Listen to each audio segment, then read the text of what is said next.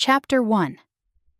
If you believe fate can be cruel and hilarious all at once, hit subscribe, because tonight I was dumped on live pack television. I should have known something was wrong the moment Lucas smiled at me. Not the usual smile that used to make my heart hiccup, but the kind a man wears before confessing a felony. We were standing beneath the gilded archway of the Hale estate ballroom, chandeliers shimmering above, the air thick with roses, moonlight, and impending humiliation. Cameras hovered like vultures, capturing every blessed union breath. I was supposed to be radiant. The Omega who'd finally ascended, chosen by her pack's golden heir. Instead, my wolf trembled under my skin, uneasy. Lucas cleared his throat, fingers tightening around the mic. "Sarah," he said softly, "you're amazing. But, oh no, not the but." The but was a guillotine in slow motion.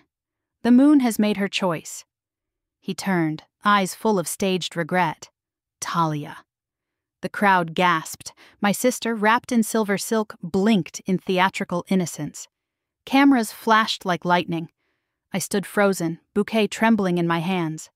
"Excuse me?" Talia bit her lip like she hadn't rehearsed this 100 times. "I didn't plan this, Sarah." The bond just snapped into place, liar. I could practically hear her wolf purring in triumph. And the crowd loved it. The elders whispered about destiny. The reporters leaned closer. My mother pretended to faint to divert attention, but no one cared.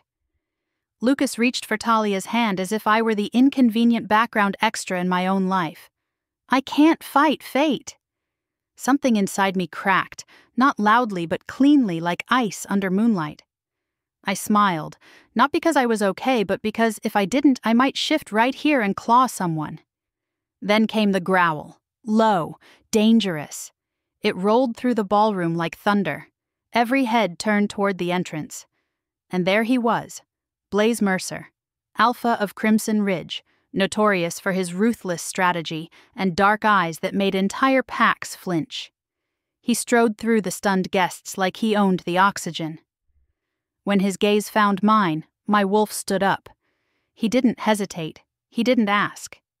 He stepped onto the stage, placed one broad hand at the back of my neck, possessive, claiming, and growled into the mic. "Mine." Gasps, screams. A champagne flute shattered somewhere behind us. Talia's face twisted like she'd swallowed spoiled wine. Lucas went pale. And before my brain caught up, Blaze bit. A shallow mark, deliberate, claiming unmistakable under the floodlights. "Nothing says rebound like being claimed on live pack television," I muttered as the cameras zoomed in. His lips curved against my skin. "Smile, Omega." "You're mine now," I smiled, half shock, half vengeance, as the broadcast cut to commercial. Chapter 2. If you think I should have slapped him or swooned, hit subscribe, because what I actually did was stand there smiling like a polite hostage while the cameras cut back in and the ballroom detonated in whispers. The mark burned at the side of my neck. Not pain, more like someone had lit a fuse under my skin and my wolf was counting down with greedy breaths. I pressed my fingertips to it, warm, throbbing. A promise I hadn't agreed to. "Step away from my daughter," my father said, voice cool enough to frost glass. The Hale estate ballroom was all chandeliers and crystal and silvered mirrors, reflecting 10 different angles of my humiliation. Security wove through guests like anxious bees. Lucas stood near the altar looking seasick, clinging to Talia's hand like a child to a helium balloon. Blaze didn't step away. He braced one palm on my hip, anchoring me against his side as if he'd always done it. "She's not yours to order, Hale," he said low. "And she's certainly not his." He flicked a glance at Lucas so sharp the other man flinched. Satisfying. Dangerous. "Blaze Mercer," Talia purred from behind Lucas's shoulder. "True romance is barging into someone else's ceremony and stealing the bride." "How on brand, don't pretend you were the bride," I said. I didn't raise my voice. I just let the words slip out like a blade from a sheath. Talia's smile wobbled. Blaze's thumb swept a small circle at my waist. Possessive. Infuriating. My wolf arched into it with a traitorous sigh. "Alpha Mercer," Elder Rowan said, stepping forward with his ceremonial staff and a camera-ready frown. "You will withdraw your claim and offer formal apology to the Hale Pack. This broadcast is a holy rite." "Then it shouldn't have been used to discard her like trash," Blaze replied. The room inhaled. He looked down at me, the steel in his face softening at the edges. "I won't withdraw anything." I wanted to tell him I didn't need rescuing, that I could rescue myself. I also wanted to lean into his heat until the shaking in my hands stopped. Soft-hearted, my mother always sighed, like it was a flaw. It is, I'd learned, if you keep giving your heart to people who knife it with a smile. "Security," my father snapped. "Remove Mercer." They surged. They hesitated, because Blaze was Blaze. Tall, dark, and wrapped in the kind of lethal calm that makes good men question their pensions. His beta, Massimo, materialized at his left shoulder with a lazy smirk, and 4 Crimson Ridge wolves in sleek black suits. Great. We'd moved from romance to a stylish pack standoff. Enough. My mother's pearls clicked as she stepped forward. "Sarah, come here." "We will handle the PR, I repeated, a laugh catching in my throat. "You mean my public rejection by my fiancé for my perfect older sister? Which I'm sure you knew about." She flinched, a small, irritated thing. "Darling, we didn't want a scene." "Then you shouldn't have hired a camera crew," I said. Blaze's mouth curved like I'd told a joke worth blood. "I like her." God help me, the compliment warmed places that should have been barricaded. Elder Rowan lifted the staff. "By right and law, a public claim must be acknowledged by both wolves." "I didn't acknowledge anything," I said fast. Heat crawled up my neck, unaware there was already enough going on there. "Also, while we're on law, who do I talk to about filing a complaint for unauthorized mate-biting?" The legal advisor, Mr. Vaughn, actually paled and braced himself on a chair. "Miss Hale, that would be a Form 47C, alleged improper claim or mark. I have not handled many of those at a ceremony." "Shocking," I said. "Is there a box for claimed on live TV by a rival alpha while fiancé defected to my sister? Or should I just handwrite it on the back?" A ripple of laughter moved through the younger wolves like a breeze through flames. My father's glare could have melted steel. Talia's grip on Lucas tightened until he winced. Blaze tipped his head, the smile gone. "You can file whatever you like, but your wolf has already answered." My wolf hummed at the word. Answered. As if she'd been waiting. I shoved the thought away. "My wolf is susceptible to dramatic gestures." "Your wolf is not susceptible to cowards," he said, cutting a look at Lucas that singed the edges of my old dream. "And neither are you." I hated that he sounded like someone who'd been studying me.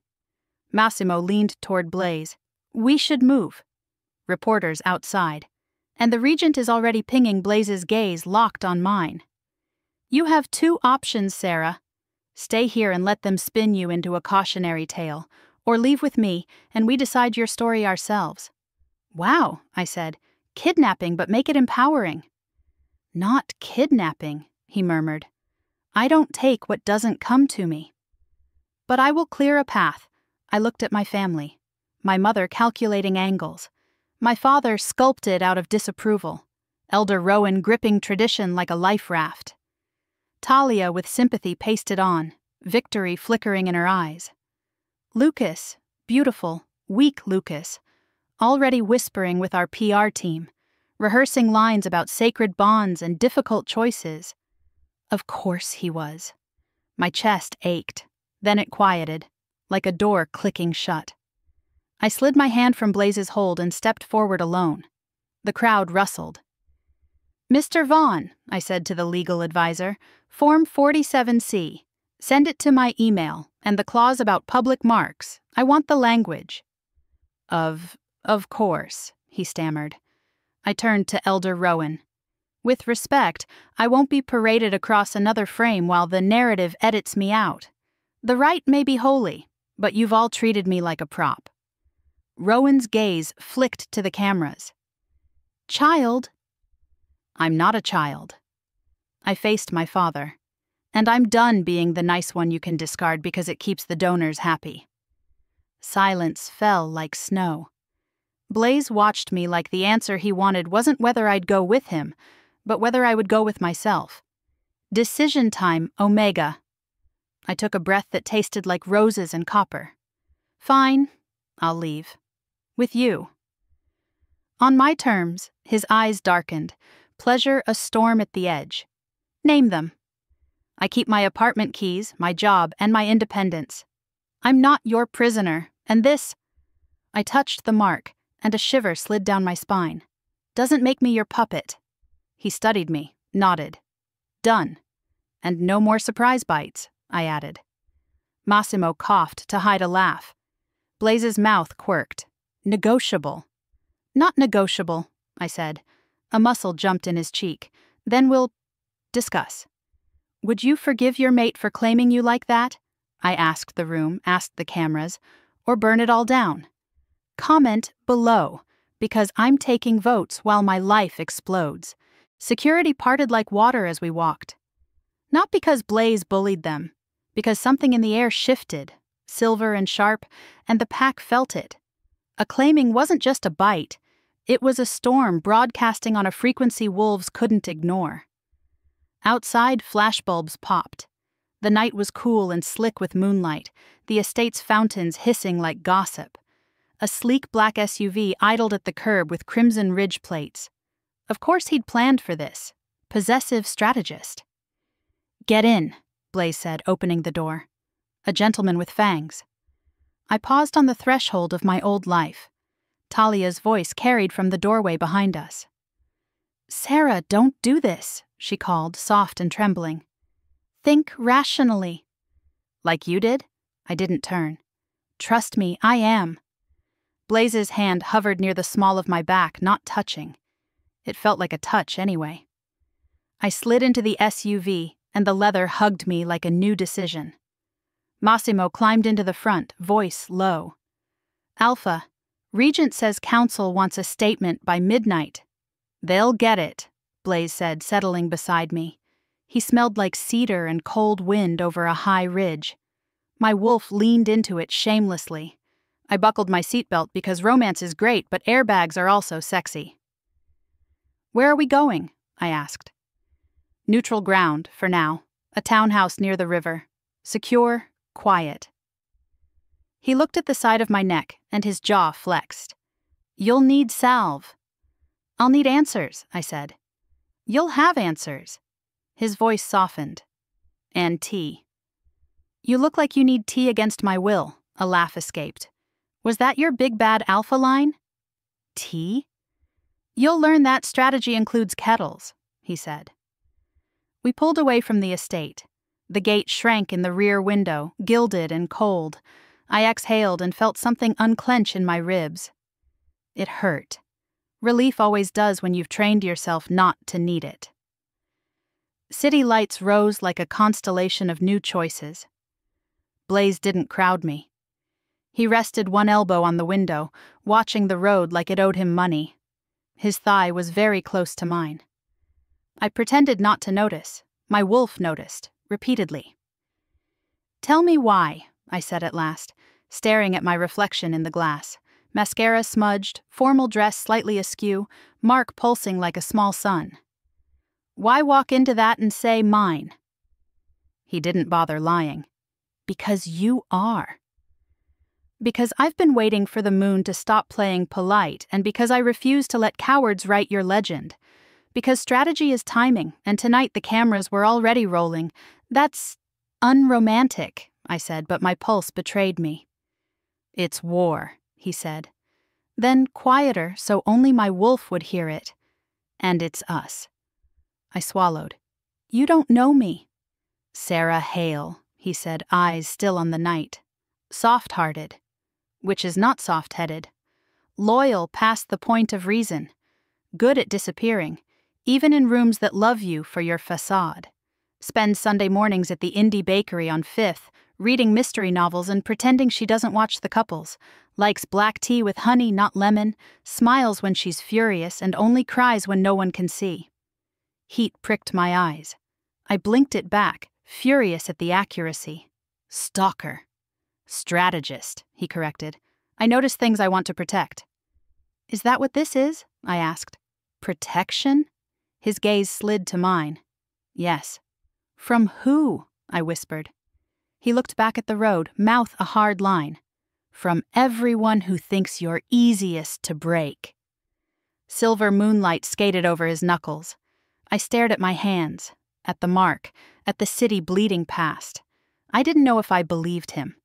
I did know that for the first time in years, the future didn't feel like a script I hadn't written.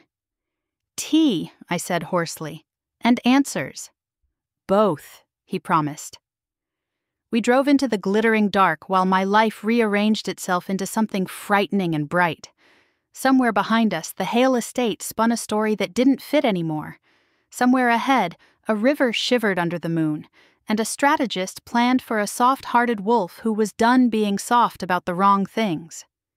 And the mark pulsed. Not ownership. A warning. A door. A dare.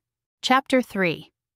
If you've ever woken up in a stranger's luxury townhouse after being claimed on live TV, hit subscribe. Because apparently, that's my new morning routine. The townhouse smelled like cedar, rain, and expensive restraint. No gold accents, no portraits of ancestors glaring judgment. Just black steel, dark wood, and the hum of a security system that probably cost more than my degree. I woke curled under a fur throw that had to be wolf-grade warm. My gown was gone, replaced by a soft cotton shirt that wasn't mine. Blaze's scent clung to it. Smoke, pine, dominance. My wolf purred. My human brain filed a restraining order. I sat up too fast. The mark on my neck throbbed like it had its own heartbeat. Morning, Omega, Blaze's voice came from the kitchen, calm, low, and annoyingly amused. He stood there barefoot in dark sweatpants, stirring tea like he'd never shattered a political alliance with one word. I wrapped the throw tighter. Do all kidnappers offer chamomile after emotional chaos? He looked over his shoulder, eyes dark and amused. Only the civilized ones. Good. Because I bite, I know, he said, pouring tea into 2 mugs. That's why you're here. He slid one toward me. Honey instead of lemon, just like he'd said. I hated that it was perfect. You marked me, I reminded him, voice sharp, in front of everyone. He leaned on the counter, arms crossed, the picture of unapologetic power. You were humiliated in front of everyone. I changed the narrative. I blinked. You don't get to rewrite my story for me. He smiled faintly. You can edit the ending. But someone had to stop your pack from branding you unclaimed and unwanted. I could have handled that myself. Could you? He asked softly. You were shaking. From adrenaline, I said quickly. Not your stupid alpha aura. He didn't answer, just sipped his tea and let silence stretch until I wanted to throw something at him. I'm not your project, I muttered. No, he said. You're my mate. The word hung between us, heavy and dangerous. I set the mug down carefully before I dropped it. You're insane. Maybe, he said, but tell me you didn't feel it. I opened my mouth, closed it, because I had felt it, the instant connection. The pull in my chest like gravity had shifted, the way my wolf had whispered finally. I don't want this, I said quietly. Not like this. Blaze studied me, his gaze softening for the first time. You think I wanted it this way? You think I planned for my mate to already belong to another man? I didn't belong to Lucas, I said. I just loved him. Blaze nodded slowly. And he loved your sister. That one hurt cleanly, like pulling glass from skin. You have a real talent for twisting the knife. He didn't deny it. You need truth more than comfort, Sarah. I glared. Who appointed you my therapist? He smirked. Fate. Tell her she's fired. Blaze's laugh was low and rough, and something in me unclenched at the sound. I like your mouth, he said casually. Always moving, always fighting. I threw a pillow at him. He caught it one-handed, grinning. Careful, Omega. That's foreplay in my language. I'm fluent in sarcasm, not submission. Good, he said, voice suddenly softer, because I don't want submission. I want partnership. That word, partnership, did something strange to my heartbeat. Then unmark me, I said. His jaw tightened. I can't. Not yet. It's already taking root. I reached for my neck. Taking root? Like a parasite? Like a bond, he said quietly. Give it time. You'll feel it. My wolf already did. That was the problem. A knock at the door broke the moment. Blaze straightened, scent shifting from warm to lethal. Stay here. He crossed the room with silent precision, opening the door just enough to reveal a tall woman with sleek hair and a sharp suit. Her scent. Beta, disciplined and dangerous. Alpha, she said, voice crisp. Council demands an explanation. Regent wants confirmation the claim was voluntary. Blaze's answer was a growl, low and final. It will be. Her gaze flicked to me, curious. That's the Hale girl? Her name, he said, is Sarah. The beta nodded once. Reporters are spinning the story already. They're calling it the public claim scandal. I groaned. Of course they are. Great. I'm trending under hashtag bitten at the ball. Blaze glanced at me. Ignore them. Easy for you to say. You didn't just get memed, he actually looked amused. Would you rather I issue a press statement? Yes, I snapped. Start with, she's fine, she's not a hostage. He smirked. If I say that, they'll assume you are. Then maybe I'll issue a statement. His brows lifted. Oh? I smiled sweetly. Something like, at least my new alpha didn't cheat with my sister. The beta choked back a laugh. Blaze's lips twitched. You're dangerous when you're angry. I'm always angry, I said. I just hide it better than you. He stepped closer, slow enough that I could have moved, should have, but didn't. He reached up, fingers brushing my chin, forcing me to meet his gaze. Then stop hiding, Sarah. My pulse fluttered. You don't even know me. I will. The air between us buzzed, wolf energy, hot and heavy. My breath caught. For a terrifying second, I wanted him to kiss me. Instead, he released me and stepped back. Eat something. You'll need strength. Council dinner tonight. Dinner? I blinked. With who? The same people deciding whether your mark stands or gets erased. So, basically, my trial. He smiled faintly. Or your coronation. Before I could argue, he was already at the door, issuing orders to the beta. My wolf hummed, restless and aware that the next hours would decide everything. I sank onto the couch, tea cooling beside me, and stared out the window at the city glinting under morning sunlight. Blaze Mercer was dangerous, arrogant, possessive, and, unfortunately, the only person who hadn't treated me like a fragile inconvenience. Maybe that was the problem. Because I was starting to like it. Chapter 4. If you've ever attended a dinner party where everyone might stab someone with the salad fork, hit subscribe, because that's what tonight felt like, only with more silverware and centuries of power on display. By sunset, I was dressed like a strategic peace treaty. Blaze's beta, the sharp-suited woman named Arden, had delivered a gown approved by the council's aesthetic board. Translation: expensive, elegant, and the exact shade of blue that looked like submission but moved like rebellion. Blaze hadn't spoken much since morning, just issued precise instructions like a man planning a coup disguised as a dinner. He was pacing the hall now, checking his cufflinks like they might explode. I leaned in the doorway. Is this how you prep for social events? Brood until the atmosphere develops its own weather system? He turned, gaze flicking over me. For one heartbeat, his jaw actually went slack. You look strong. Strong, I raised a brow. Not beautiful? His mouth curved. Beautiful's obvious. Strong's the part that scares them. I tried not to melt at that. Good, because if anyone calls me sweetheart tonight, I'm flipping a table. Duly noted, he said, offering his arm. Ready to meet your fan club? The council's dining chamber looked like someone had tried to merge Versailles with a war room. A glass table stretched the length of the hall, glowing faintly with embedded moonstone. Around it sat 12 alphas and betas from every major pack in the city, plus cameras disguised as security lenses. Every gaze turned as we entered. Whispers. That's her. The Hale girl. Crimson Ridge's new claim. I held my chin high. I'd learned from Talia. Confidence was just good posture with better lighting. Elder Rowan, who'd presided over the fiasco, sat near the head. His expression was polite, his tone surgical. Alpha Mercer, Miss Hale, thank you for joining us on such short notice. Would have RSVP'd sooner, I said, sliding into my seat beside Blaze. But my last invitation got lost somewhere between betrayal and public humiliation. A few younger alphas coughed to hide their laughs. Rowan didn't.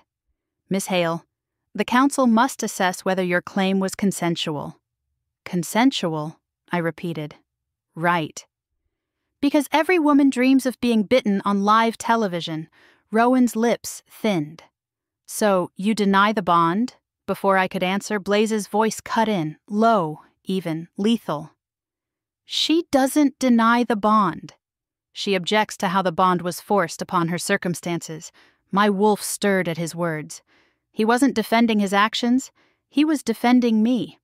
And what circumstances are those? Rowan asked. Her pack sold her future for political convenience, Blaze said simply. She was publicly discarded. The bond between us emerged under duress, but it's real, and now you want to erase it because it doesn't fit your press releases. Murmurs broke across the table. Enough, snapped Alpha Denner from the East Wing pack. Your theatrics undermine the sanctity of mating rights. Sanctity? I asked before Blaze could answer. Like marrying my sister for better donors? Denner's mouth fell open. Arden hid a smile behind her glass. Blaze's hand brushed mine under the table. Steady, grounding. Sarah, he murmured, warning in his tone. I squeezed his fingers. Relax, strategist.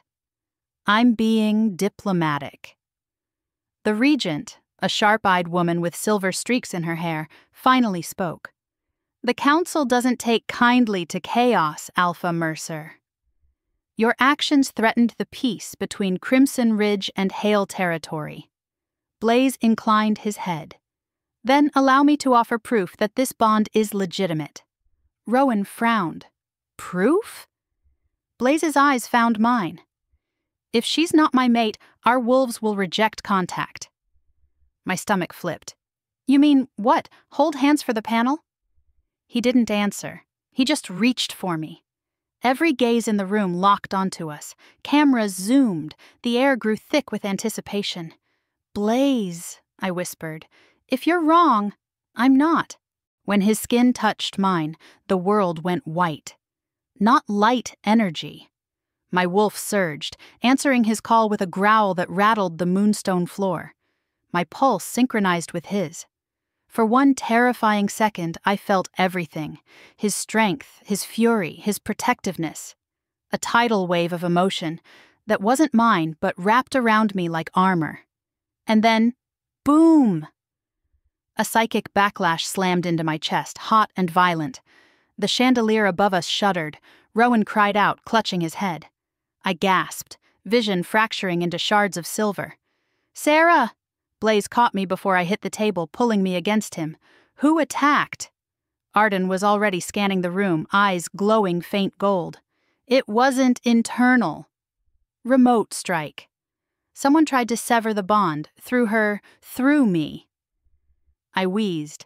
Wow, first date and already an assassination attempt. Do I get dessert or just trauma? Blaze's grip tightened. Stay still. He pressed his palm to the mark at my neck, channeling energy through the bond. Warmth flooded back, pushing out the icy pain. My wolf leaned into his touch with a low rumble of relief. The regent slammed a hand on the table. Enough. This meeting is adjourned. Whoever sent that strike will answer to the council. Until then, the claim stands. Temporarily. Temporarily? Blaze repeated. Prove your bond in 7 days, she said, or it's voided. And just like that, the council rose and filed out, leaving chaos in their wake. In the hallway afterward, Blaze walked beside me in silence. I could feel the storm under his skin, leashed but dangerous. So, I said finally, was that your plan? Prove the bond, nearly die, ruin the appetizers?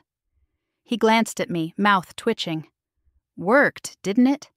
I'm not sure what's more alarming, I said, that someone tried to kill me, or that you think this is progress. Both, he said, but progress nonetheless. I stopped walking. Blaze. Who would want to sever the bond? His expression darkened. Someone who benefits from you being alone. Meaning? Meaning, he said. We're going back to Hale territory. I blinked. Excuse me? We have 7 days, he said, and I intend to find your saboteur before they find you again. Fantastic, I muttered. A road trip with my overbearing soulmate. What could possibly go wrong? He smirked. Everything. That's why I'm driving. Chapter 5. The highway shimmered under a silver dawn. Blaze drove like the road owed him answers. Steady, quiet, relentless. His hands on the wheel were calm, but his scent carried the kind of tension that meant someone was about to get eviscerated politely. I sat in the passenger seat with my legs tucked under me, pretending the silence wasn't charged. Every now and then, he'd glance at me, like he was making sure I hadn't bolted out the window. Say it, I finally muttered. He didn't look away from the road. Say what? Whatever you're thinking. You've been brooding so hard the air conditioning gave up. He smirked. I was wondering if you'd throw another pillow at me before we reach Hale territory. Depends, I said. Are you planning on ambushing my family again or letting me handle it this time? Handle it, he said. I'll only step in if someone bleeds. Define someone. His smile was small and wolfish. Anyone who isn't you. My wolf purred at that. My brain groaned. You really need a PR manager for your alpha instincts. Already have one, he said. You. Great, I muttered. Do I get hazard pay? He looked at me then, just long enough that my pulse tripped over itself. You get protection. And I looked out the window, pretending that wasn't the most dangerously romantic thing anyone had ever said to me. By noon, the Hale estate rose ahead like a marble lie against the horizon. Perfect hedges, perfect symmetry. The place where imperfection, me, was tolerated only for optics. Blaze parked at the gate. 2 guards stiffened the moment they saw him. Alpha Mercer, one stammered. The council won't be a problem, Blaze said smoothly, flashing his credentials. We're here under bond verification order. They hesitated. Then they let us through. Power had its own kind of paperwork. Inside, the air smelled of lavender polish and generational hypocrisy. My mother appeared first, immaculate as ever, pearls, posture, and the emotional range of a statue. Sarah, she said, voice clipped. You look alive. Thanks, I said sweetly. Wasn't sure you noticed I existed. Her gaze flicked to Blaze. And this must be the alpha who interrupted. Claimed, Blaze corrected smoothly. Mother's eyes narrowed. Yes, that Blaze inclined his head, all politeness and quiet threat. Mrs. Hale. Lovely to meet the woman who raised such a resilient daughter. If sarcasm were currency, he'd just bought the estate. Mother's lips tightened. Resilience isn't a compliment, Alpha Mercer. It's a side effect of neglect, I blinked.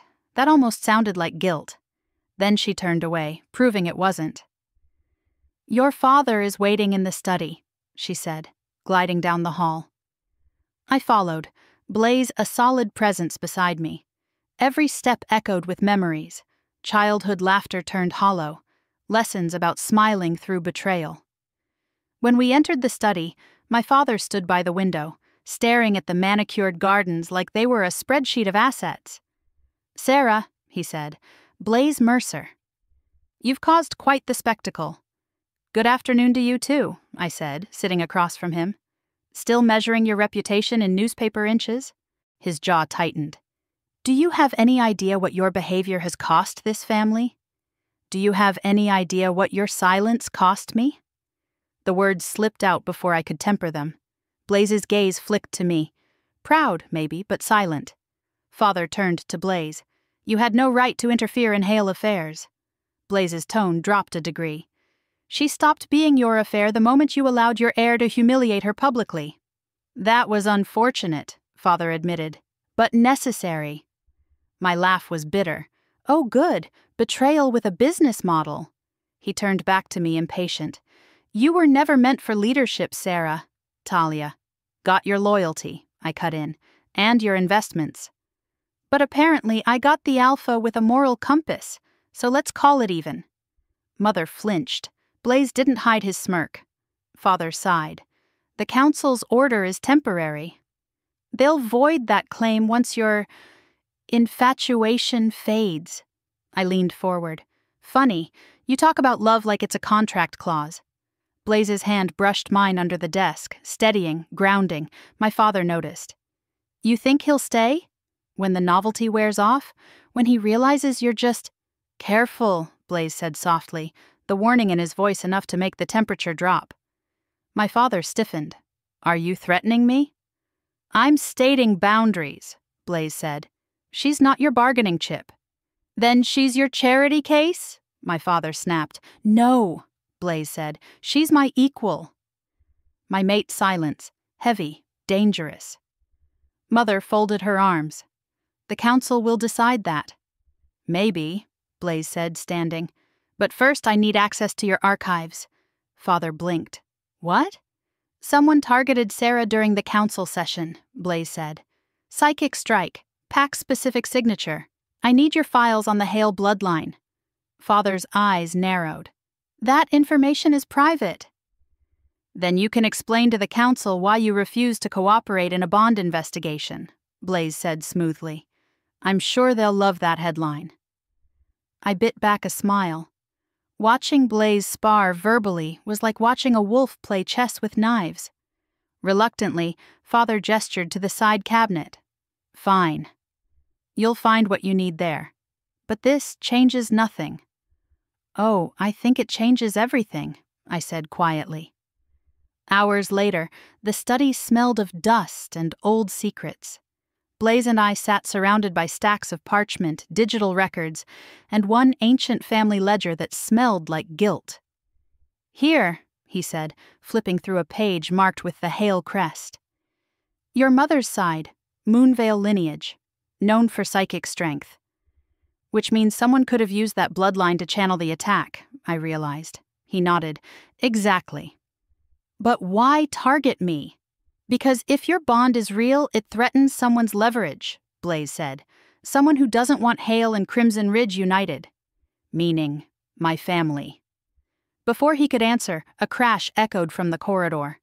We both shot up, instinct, synchronized. Blaze moved first, shielding me with his body. The study door burst open and a rogue wolf lunged through, eyes glowing gold with madness. Blaze caught him mid-leap, twisting, sending the rogue sprawling across the carpet. Claws flashed. Snarls filled the air. Without thinking, I grabbed the silver letter opener from the desk and threw it, straight into the rogue's shoulder. He howled, collapsing. Blaze turned, panting, blood streaked across his arm. "Nice throw." I swallowed hard. Guess all those etiquette lessons finally paid off. He grinned, feral and proud. "You just saved my life." "I'll add it to your tab," I said, heart racing. We stood there, breathing hard, eyes locked, adrenaline crackling between us. My wolf was wild inside me, pressing against my skin, whispering, "Mate." Blaze stepped closer, voice low. "You're stronger than they ever saw, Sarah." And you're bleeding on my childhood carpet, I said. He chuckled. I'll buy you a new one. You can't buy childhoods, Blaze. He looked at me for a long moment. No, but I can help you rewrite the story. And then he leaned in, slow, careful, waiting for permission. I didn't give it with words. I just didn't step back. His lips brushed mine, gentle and claiming all at once. And for the first time since the mark, it didn't feel like fate forcing me. It felt like choice. Chapter 6. The rogue's body hadn't cooled before the questions started burning. Arden was already in the room, scanning the wounded wolf with her sleek little scanner. No ID, she said. No pack scent either. But the energy signature on him matches the psychic strike from the council. Which means, Blaze said, we were right. Someone here wanted the bond broken. My heart pounded. But why go after me? I'm not power. He cut me off gently. You are power, Sarah. You just weren't trained to see it. Arden knelt beside the unconscious rogue. He's dosed with moonshade extract. That's mind control toxin. Someone used him like a puppet. Blaze's eyes darkened. Talia! The name hit me like a slap. You think my sister— I think your sister's scent was all over the Hale archives, Arden said flatly, and unless she suddenly turned into a historian, that's not good. We found her in the East Garden, where she always posed for the glossy pack magazines. Flawless dress, perfectly tousled hair, rehearsed concern on her face. The moment she saw us, her smile tightened. Oh, the dramatic duo. Come to accuse me of something new? Blaze didn't waste time. Someone sent a rogue into your father's study. He carried your psychic trace. Talia blinked, then laughed. Please, I don't even have a psychic trace. Yes, you do, I said quietly. We both do. Her expression faltered. What? Blaze handed me the ancient ledger we'd found earlier. I opened it, reading the faded script under the Hale crest. Moonvale bloodline. Blessed by Selene. Cursed to secrecy. Their daughters carry dormant lunar magic. One in every generation holds the power to amplify the mate bond or destroy it entirely. I looked up. Our mother's from Moonvale descent. You knew Talia's eyes flickered. Mother made me promise not to tell anyone. Because it could change everything, Blaze said. If the council learns a Hale daughter can strengthen an alpha's bond, they'd fight for it, or eliminate it. I stared at Talia.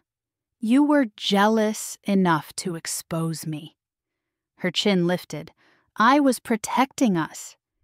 If the Crimson Ridge Alpha bound you, he could control both packs. I couldn't let that happen by trying to kill me, I snapped. It wasn't supposed to kill you, she hissed. Just weaken the mark. You were never meant to be hurt. My voice broke. That's the same excuse our parents used every time they chose you over me. Talia's mask cracked for just a heartbeat.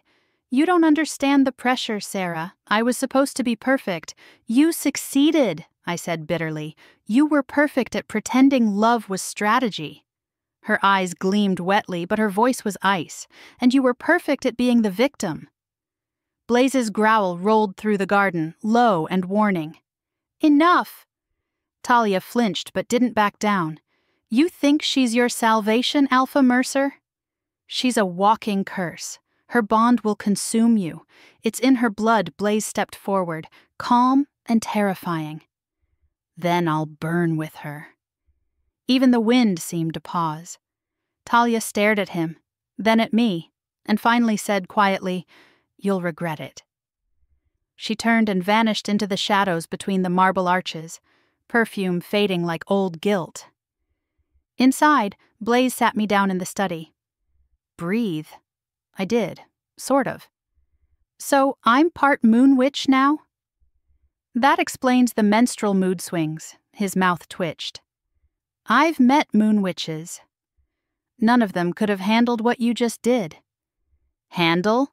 I laughed hollow. Blaze, my family just tried to assassinate me using witchcraft and public relations. I don't even know what I am anymore. He knelt in front of me, resting a hand on my knee. You're mine. I sighed.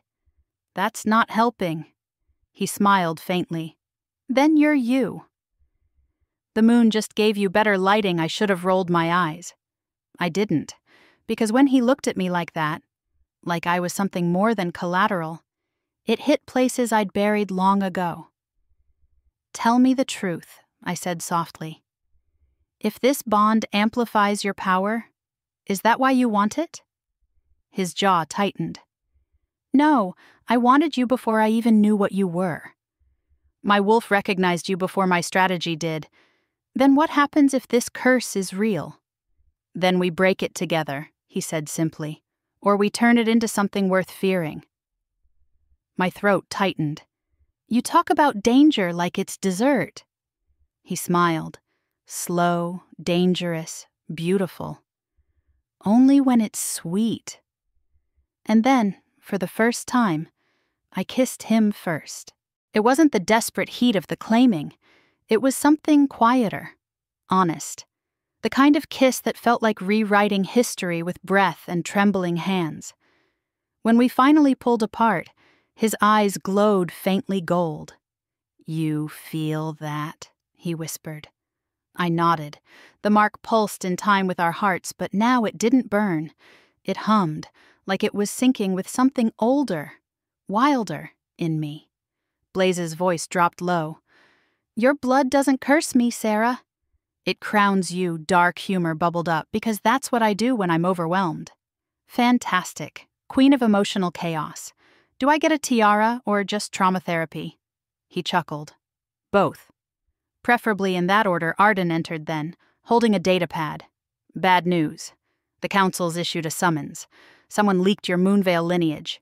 They want you both in front of the tribunal by sunrise. Of course they do, I muttered.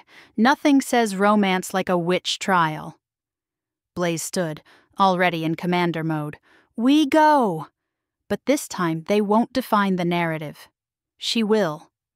He looked down at me, something fierce and protective in his gaze. You ready to show them what a Hale really is? I smiled. Small, sharp, dangerous. Let's give them a moon to howl at. Chapter 7. By the time we reached the council hall, dawn had barely touched the city. Fog rolled across the courtyard, thick and shimmering with residual magic. The air itself felt like it was holding its breath. Inside, the tribunal chamber was a cathedral of judgment, obsidian floors, walls lined with relics of past alphas, and a crescent-shaped dais where the 12 council members sat like an audience of gods with clipboards. I stood in the center, every stare a weight. Blaze was at my side, all quiet fury and iron posture. Arden lingered in the back, armed with evidence and a kill smile. The regent's voice cut through the stillness. Sarah Hale, you stand accused of concealing a magical heritage capable of manipulating the mate bond, violating interpack trust, and destabilizing our governance. How do you plead? I blinked. Confused? A ripple of murmurs spread across the chamber. Blaze's hand brushed mine in silent warning. Focus. Let's make this simple, I said, raising my chin. You're accusing me of being born wrong. Congratulations. You've officially outdone my family. Enough sass, Elder Rowan snapped. This is no laughing matter. Oh, trust me, I said. If I were laughing, you'd know. This is called not crying. The regent's expression remained unreadable. Miss Hale, do you possess active Moonvale magic? I glanced at Blaze. His nod was subtle. Permission to speak, not control. I didn't know I had any, I said honestly. But if I did, I'd use it to heal people, not enslave them. Yet your bond with Alpha Mercer has amplified his abilities tenfold, another councilman noted, eyeing the glowing mark at my throat. That's called emotional chemistry, I said. Maybe you should try it. Several younger alphas snorted. Elder Rowan looked seconds from combusting. The regent steepled her fingers. Enough theatrics, prove it. If the bond is pure, no corruption will manifest. Blaze tensed.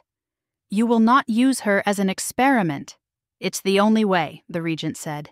Step forward, Alpha Mercer. You'll channel energy through the bond. If she's cursed, the moonstone will fracture Blaze's jaw flexed. And if it doesn't? Then she's innocent, the regent replied, and your union stands. I swallowed. So basically, if I fail, I'm executed. If I succeed, I get to keep my boyfriend. Super romantic Blaze turned to me. You don't have to do this. Yes, I do, I said quietly. Because I'm done hiding behind someone else's power, even yours. For a heartbeat, his expression cracked. Then he nodded once. I'll follow your lead. We stepped into the circle of silver runes etched into the floor. The council murmured ancient words, and the moonstone dais lit up with a soft, pulsing glow. Blaze reached for me. His hand trembled slightly, not from fear, but from restraint. Last chance to change your mind, he murmured. Not happening, I whispered back. Let's give them a show, he smirked. My favorite kind. When our palms met, the air ignited. Light poured from our bond. White, then silver, then streaked with something neither of us had seen before. Blue fire. The runes hummed. The mark on my neck blazed like molten silver. Pain ripped through my chest. My knees buckled, but Blaze caught me, holding me upright as energy surged between us. Sarah! I'm fine, I gasped, lying terribly.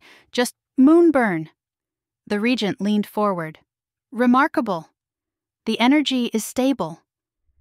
Then the chamber lights flickered. A wave of psychic force slammed outward, shattering the outer shields. Someone in the crowd screamed.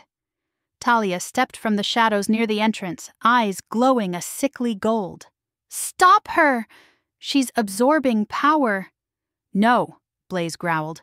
You're feeding it. She smiled, sharp and desperate. If I can't be Luna, I'll destroy the one who stole it. Energy crackled from her hands, wild and unstable. Without thinking, I stepped in front of Blaze. The blast hit me full force. Pain, pure, blinding, like lightning in my blood. But instead of breaking, something inside me opened. The energy didn't destroy me, it obeyed. Silver fire erupted from my body, meeting her magic midair and swallowing it whole. The chamber shook. When the light finally dimmed, Talia lay unconscious on the floor. I stood there panting, the runes at my feet glowing bright enough to rival the dawn. The regent rose slowly. Miss Hale, what are you? I met her gaze, my voice steady despite the tremor in my hands. Not cursed. Just underestimated.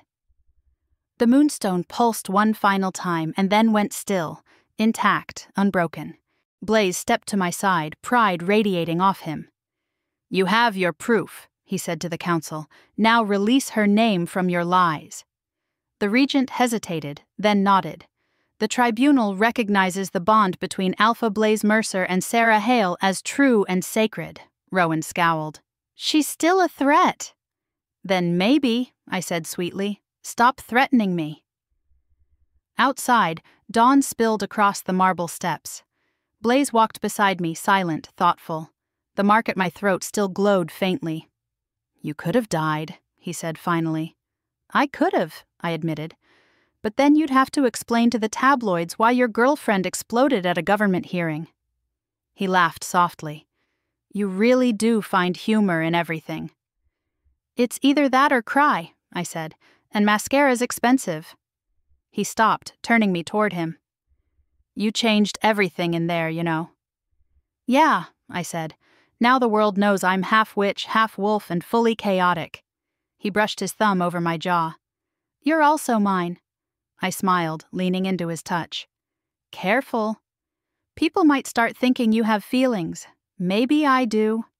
Tragic, I teased, for a strategist like you. He smiled, small, rare, and devastating. For a strategist, yes. For a man, it's a miracle the bond between us hummed like a heartbeat, steady and bright. For once it didn't feel like destiny was dragging me somewhere. It felt like we were walking there together. Chapter 8. The moment we stepped out of the council chamber, Blaze staggered. At first I thought it was exhaustion. Then he went pale, too pale, and his eyes flickered gold before dimming. Blaze? No answer, just a quiet, strangled sound before his knees buckled. I caught him, or tried to. He was all muscle, heat, and dead weight. His body trembled against mine as I lowered him to the marble floor. Blaze! Hey, don't you dare pull the macho alpha faints after victory act. Arden was instantly beside us, scanning him with her device. His vitals are dropping. There's interference in his energy flow. Interference? I snapped. Speak English, Beta Barbie. Her gaze sharpened. It's a curse. I froze. No, that's impossible. The bond was clean. The moonstone didn't react. It's not your magic, she said grimly. It's his.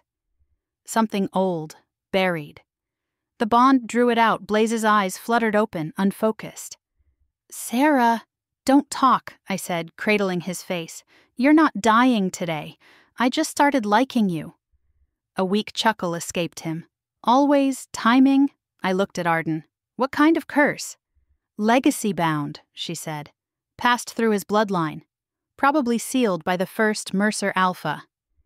And it's feeding on the bond, I realized, horror rising. On his emotions. Exactly. The stronger his feelings for you, the faster it spreads. Fantastic, I muttered. He falls in love and it kills him. That's one way to discourage commitment. Arden's voice softened. You can weaken it. Temporarily. But it has to come from you, from me. Your moon veil. Your power balances energy. If you channel it through the mark, you might stabilize him long enough to find the source. I stared at her. You're suggesting I moon heal him? Unless you want to watch him die. Decision made. I pressed my palm over the mark glowing at his throat and whispered, Sorry, strategist. I'm improvising. The moment my power reached for him, the bond flared. Silver and blue light flooded the air, wrapping around us both. His breath hitched, the curse fighting back like a living thing. Images slammed into my head. Blaze as a boy, kneeling beside an alpha father who bled black smoke. A woman whispering words of binding. A promise forged in desperation. No Mercer shall ever love without consequence. The magic recoiled like it had been seen. I gasped and pushed harder. Not today, I growled. He's mine now. A pulse of pure moonlight burst outward.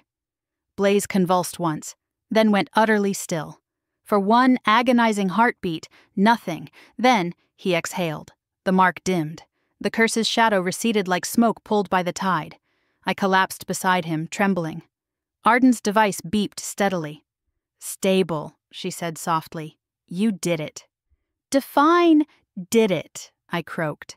He's breathing, or I've fried us both? Both. Perfect. Just how I like my relationships. Scorched and codependent. Hours later, Blaze stirred on the couch of his townhouse, a faint sheen of sweat on his skin. I sat cross-legged beside him with tea and a death glare ready for when he woke. His eyes opened slowly, meeting mine. You stayed.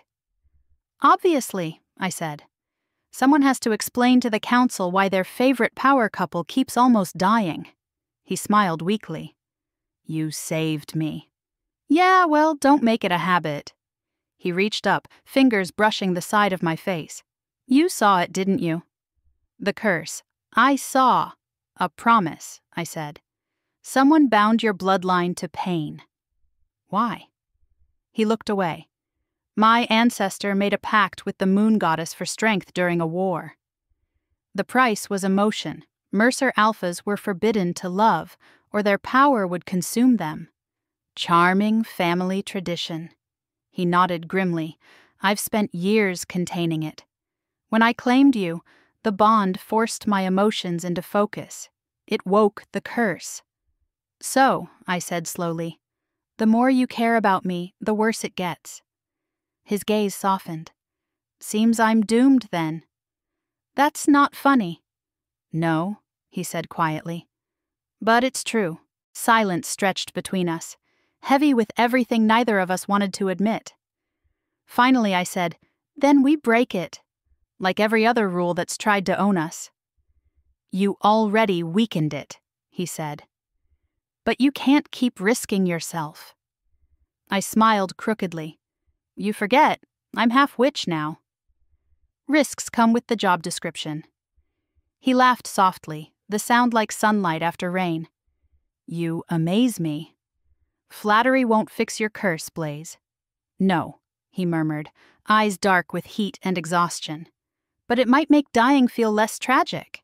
I rolled my eyes. You're not dying. You're resting, and when you wake up, we're going to find the source of that curse and burn it to ash. His hand found mine. You'd destroy a legacy for me? I met his gaze. I'd destroy anything that tries to take you.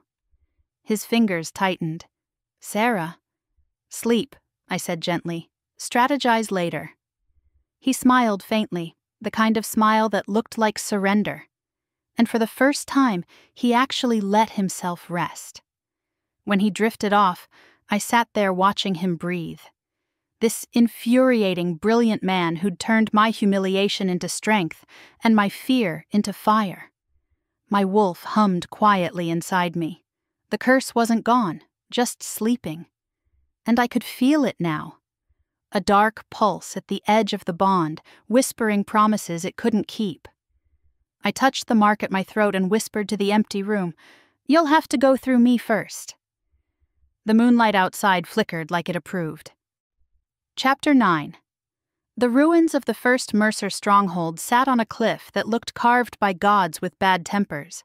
Wind whipped across black stone towers half swallowed by vines. Moonlight clung to the rocks like memory. I climbed out of the SUV and stared at it.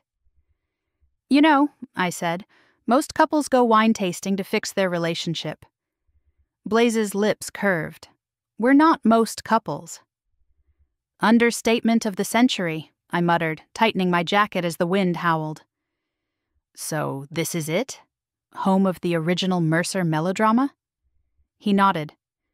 Where the first alpha made the pact with Celine. Where it must end, Arden stepped forward, scanning the entrance. No energy wards. Just ambient moon residue. Translation? I asked. She smiled faintly. It's quiet. Too quiet. Fantastic, I said. I love horror cliches. Blaze glanced at me. Stay close. Please, I said dryly. I practically have my own membership card to chaos by now. Inside, the air was thick with old magic. Silver runes flickered across the walls, fading prayers etched in the stone. The floor pulsed faintly under our feet, alive with dormant energy. Blaze's voice was low. The curse's heart should be beneath the altar. The bloodline chamber I followed him through the main hall, my hand brushing over cold stone etched with wolf sigils. My wolf shivered inside me. Not fear, recognition. The magic here knew us. When we reached the altar, I froze. Talia stood there. Her once perfect hair hung wild, her skin glowing faintly gold. And her eyes, goddess help me, were wrong. They shimmered silver black, like the moon reflected in poison. Talia, I breathed. She smiled, brittle and beautiful. Little sister. You shouldn't have come. Blaze stepped between us. Back away, Talia. Or what? She said, voice layered, 2 tones at once, hers and something older. You'll kill her? Or me? I can't tell where she ends anymore. Arden drew a blade from her belt. She's possessed. Not possessed, Talia said. Chosen. A ripple of energy tore through the room, shattering one of the pillars. Blaze's arm came around me instantly, shielding me from falling debris. The voice that followed wasn't hers. It was ancient, echoing, cruelly amused. The Mercers promised me love would cost them. I am only collecting interest. Blaze's jaw tightened. Celine's shadow, he whispered. I blinked. Wait, the moon goddess?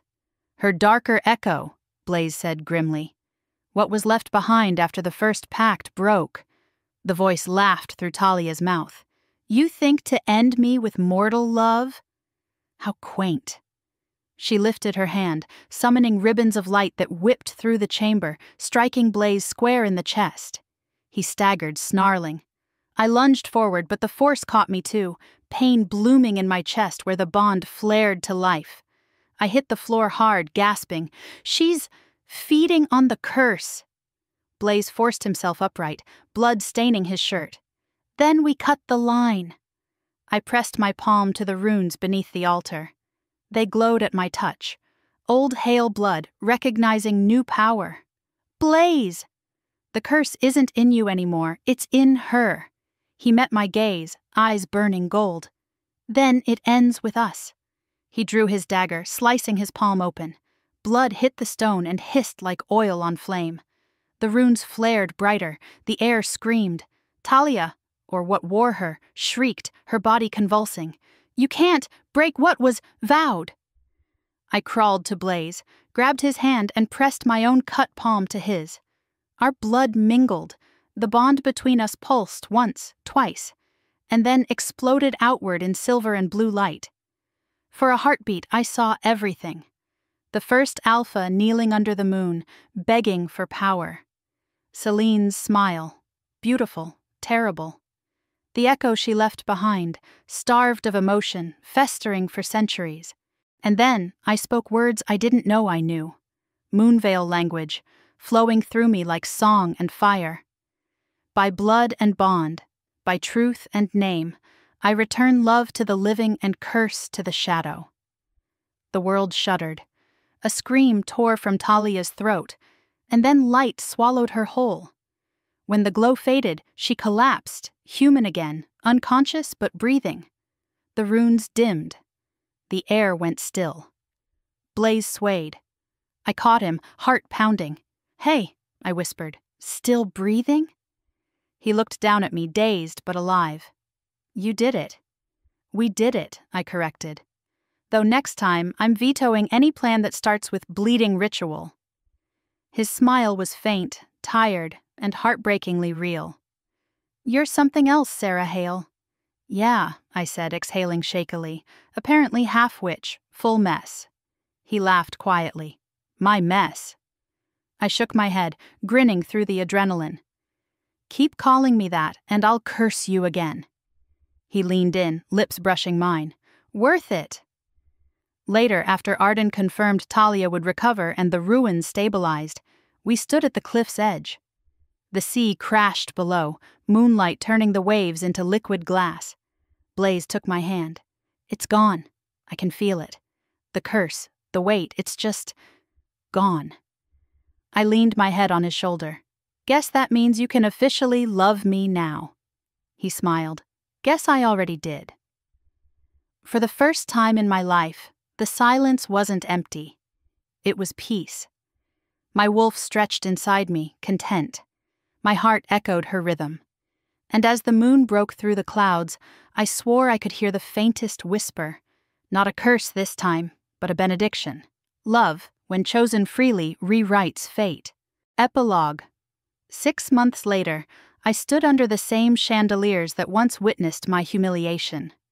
Only now, there were no cameras buzzing like vultures, no whispered gossips slithering through the air, just music, laughter, and the scent of moonflowers drifting through the Hale estate courtyard. Yes, that Hale estate. The same place where my world once cracked open. Now it was where I rebuilt it. "Try not to look so nervous," Blaze murmured beside me.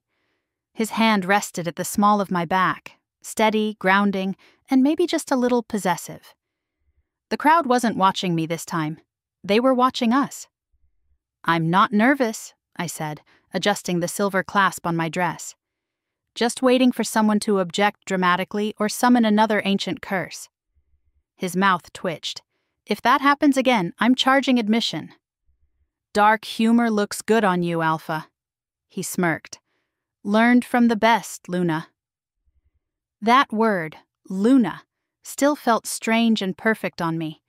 I wasn't just an Omega anymore. I wasn't anyone's afterthought or scandal or cautionary tale. I was Sarah Hale Mercer, Luna of Crimson Ridge and heir of the Moonveil bloodline, half wolf, half witch, and fully in charge of my narrative. When the music softened, the regent, now smiling for once, lifted her glass. Tonight, we witness a union that began with chaos and ended with balance. The Hale and Mercer packs, united by choice, not command. The crowd erupted into applause. Even Elder Rowan clapped, though he looked mildly allergic to joy. I caught sight of Talia in the crowd, healthy again, standing beside Arden. She smiled, tentative, real.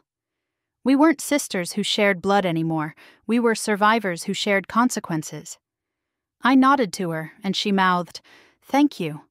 Blaze turned to me when the applause faded. His voice was low, meant only for me. "Still think fate's cruel?" I smiled, the memory of that night flashing in my mind, the humiliation, the bite, the chaos that became our story. "Maybe not cruel," I said, "just lazy. It needed better writers." He laughed quietly, the sound reverberating through me. "Then rewrite me one promise. Anything," he leaned close, his forehead brushing mine, "that no matter what happens, council politics, pack wars, moon curses, you'll keep laughing at me." I grinned. "You make it easy." "Good," he said, voice husky, "because I plan to give you reasons for a long time." And when he kissed me this time, it wasn't a claim. It was a covenant, deliberate, chosen, alive. The crowd cheered as the bond flared, silver and blue fire coiling around us like the moon itself had given us her blessing. Later that night, when the guests were gone and the moon hung low over the estate, Blaze and I stood on the balcony overlooking the quiet gardens. The city shimmered in the distance, a constellation of possibilities. I leaned on the railing, sipping champagne. "You realize this is where you first bit me, right?" He smiled against my shoulder. "Sentimental, aren't you?" "Just keeping score." He turned me toward him. "And what's the tally?" I pretended to think. "You humiliated my ex, exposed my family's secrets, almost died twice. And now you're my husband." "I'd say it's a tie," he laughed softly, pulling me closer. "Then I'll spend the rest of my life breaking it." The bond hummed under my skin, warm, steady, infinite, and for once I didn't fear what came next. I didn't need fate's approval or the council's validation. I had my power, my voice, my mate. I had rewritten the ending. They called it a scandal. I call it a beginning. If you made it all the way to the end of the Alpha's public claim, thank you for staying with me through every scar, secret, and spark. You're the reason these stories breathe. If you'd stand by your mate through chaos and moonfire, hit that subscribe button and join our pack. Until next time, this is Rene, reminding you, even in the darkest night, love always howls back.